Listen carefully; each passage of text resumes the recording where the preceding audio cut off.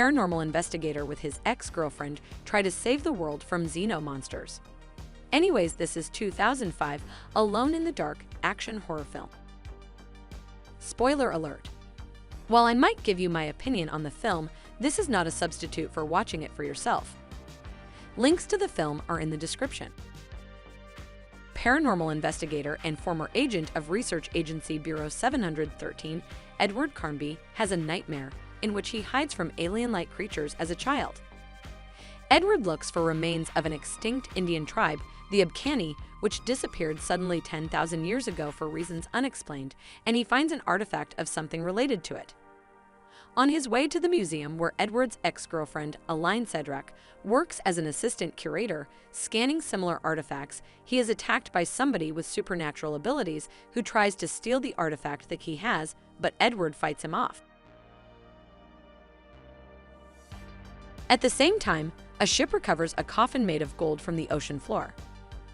After they dock, the captain locks up Professor Lionel Hudgens, while his men open the gold coffin, against Hudgens' advice. Minutes later, Hudgens escapes his imprisonment to find the crew killed by a mysterious creature and the coffin completely empty. Hudgens collects an artifact from the coffin, and he slips away. Upon the opening of the gold coffin, an old friend of Edward's disappears into the night, as well as several other people across the USA and Canada. During this, Edward hears an ear-splitting screech while in his apartment looking over the Abkani artifact. At the same time in Bureau 713, the location of the opening of the gold coffin is relayed by the control room techs who report it to their bureau chief by the evidence of the electromagnetic wave that appears on their monitors. Edward thinks it's related to the Abkani, since the old friend and the others who disappeared were fellow orphans, from which Hudgens convinced Sister Clara to run some experiments on the children. Edward arrives that evening at the Natural History Museum where he is reunited with Eileen with the artifact, and she shows him another Abkani artifact that recently arrived that she has been working on since Professor Hudgens was away. The mysterious creature from the ship attacks them inside the museum, killing a security guard, but Edward and Eileen hide in a storage closet long enough for troopers from Bureau 713 to arrive, and the creature retreats into the night. Commander Richard Burke, the team leader of the Bureau 713 strike force, arrives where Edward tries to relay information to him, but Burke rebukes him, saying that since he no longer works for Bureau 713, he should stay out of their investigation. Edward tries to get information from his former co-workers at Bureau 713, one of whom is staff surgeon and pathologist Sam Fisher, to learn more about the creature encountered as well as the history of the Abkani. Professor Hudgens arrives back at the museum to his office, where he has a captured creature. Hudgens uses a syringe to draw fluid from the captive creature to study it as part of his further research to combine the DNA of man and beast. Edward continues investigating his past by going to his former orphanage to learn more about Hudgens' research and back to his apartment where he and Eileen have sex.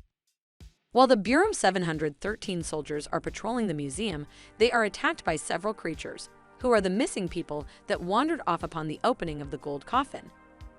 During the firefight, several soldiers and most of the human creatures are killed.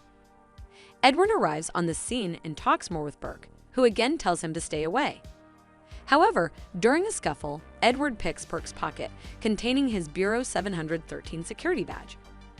Edward goes to Bureau 713, where he talks with Fisher in the morgue looking at one of the dead bodies, and Fisher shows Edward a small, centipede-like creature in the dorsal spine of his old friend. Fisher also discovers that Edward has one of his own in his body, but it is dead, presumably because of the electroshock Edward had as a child. Burke and his men arrive and escort Edward out of the building. That evening, Professor Hudgens ambushes Fisher at his home and inserts a baby creature into Fisher's mouth. Edward discovers that the Abkani had fought those creatures, which can get killed by light. They also disrupt electrical light, creating blackouts. The Abkani artifacts found all over the world actually open the gate to another dimension, where millions of those creatures are sleeping, waiting to be freed. Hudgens makes further experiments, injecting himself with the blood of one of the creatures, granting him the ability to control the monsters. Edward, Eileen, Burke, and Burke's military squad go to Edward's orphanage, where there are strong electromagnetic disruptions. They are attacked by dozens of the creatures, and all killed except Edward, Eileen, and Burke. They reach the old surgery room underground where the baby creature was transplanted into Edward. There, Hudgens takes Edward's artifact and opens the gate. Millions of creatures start to wake up and run towards the gate. Burke kills Hudgens, and the group place a bomb and run away, only to realize that they can't detonate the bomb from such a long distance. Burke goes back and sacrifices himself.